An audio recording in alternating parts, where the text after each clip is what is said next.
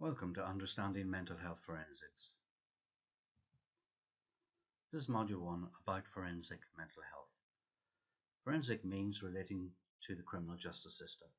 There are a wide variety of individuals which can be called forensic. They may have committed a criminal offence, but have behaviour which is deemed risky. However, these definitions can be different depending on legislative boundaries or service provision. Let's look at the aims for Module 1.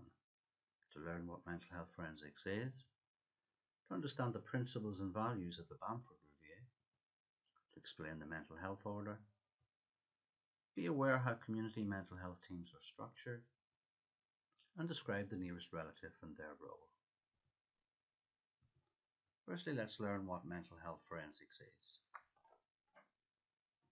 Forensic mental health is a specialty within mental health services concerned with helping people who have a mental disorder and/or learning disability, who present a significant risk to the public, or due to serious continuous offending which is not violent or harmful to others.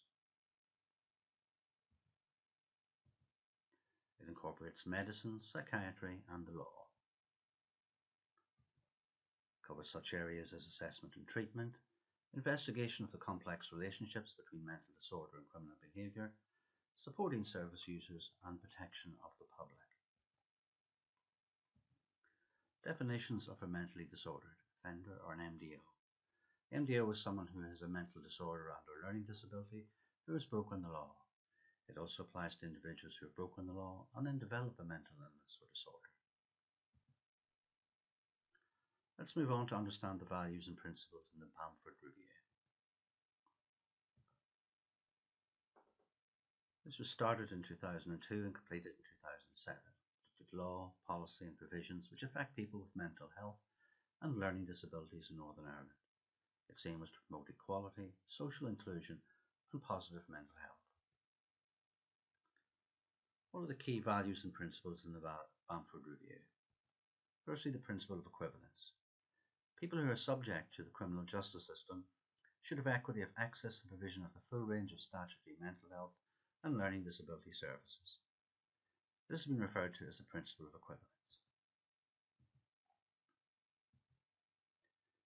There should be joint planning and delivery of services.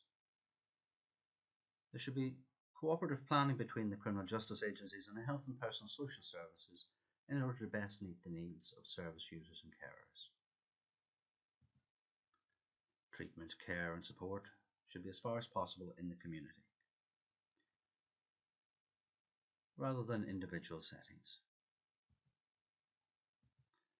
And this treatment should take place under conditions of security and restriction no greater than is justified by the degree of danger they present to themselves or others, and which is open, accountable, and subject to external review. So the Bamford Review involved the principle of equivalence, joint planning and delivery of services, treatment, care and support as far as possible in the community, and under conditions of security and restriction no greater than is justified. Let's look at the Mental Health Order. Mental Health Order Code of Practice, 1986.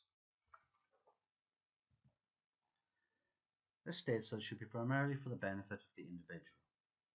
Where possible, an individual's willing participation should be obtained. The main aim should be, as far as possible, to improve health and reduce handicap, including social handicap.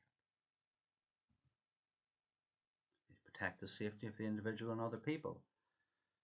In the course of treatment or in the interest of safety, restriction of liberty may be necessary, but should never be used as a punishment and should only be used as a last resort to the minimum extent necessary.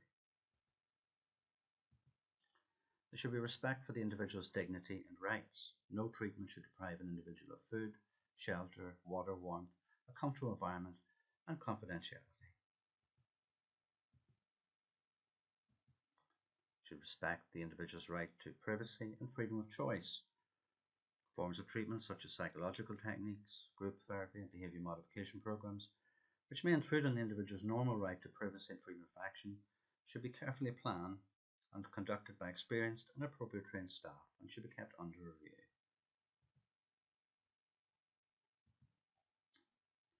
And finally, to respect the individual's right to information. Service users are entitled to information and an explanation about the condition, on any treatment which is proposed, and their rights. This information should be conveyed at a suitable time and in a form which takes account of the service user's capacity to understand. And these principles apply to the treatment of mentally disordered offenders, whether or not they are in hospital. So to review, it's primarily for the benefit of the individual, to protect the safety of the individual and other people, respect the individual's dignity and rights, respect the individual's right to privacy and freedom of choice, and respect the individual's right to information. What is the structure of community forensic teams? There are 4 levels. Level 1. This consists of specialist consultation, education and training role, which may include, for example, community forensic healthcare team, attendance case reviews to offer advice and support to generic teams, and a service coordination role or liaison between health and criminal justice. This will also include initial assessments following referral to determine immediate needs and increase response time to referring agent. Level 2 consists of an in-depth assessment, which may include a standardized risk assessment and management plan, prepared by the team with the referring team retaining responsibility. Level 3 consists of an agreed period of shared responsibility for any or all of a variety of reasons, including to assess risk, to evaluate the interplay and operation of known risk factors, to offer continuity of therapeutic work, and to assess risk reducing strategies. Level 4 consists of taking full responsibility for the duration of individual care with referral back to the appropriate services when deemed appropriate. This will be particularly evident for service users being discharged from secure inpatient units into the community. It will be assumed that the majority of the community forensic team's work will be at level 1, with only a minority at level 4. Describing the nearest relative and their role. Nearest relative. The law gives certain rights to the nearest relative, which can be used to protect the patient's interests. The nearest relative has the right to make an application for compulsory assessment or treatment, be told if an approved social worker applies to the patient to be detained for compulsory treatment, be consulted about and object to a social worker applying for a patient to be detained, discharge the patient, apply to a mental health review tribunal, and receive written information about the patient's detention, rights and discharge unless the patient objects. The nearest relative is usually the older of 2 people who appear in the following list regardless of gender.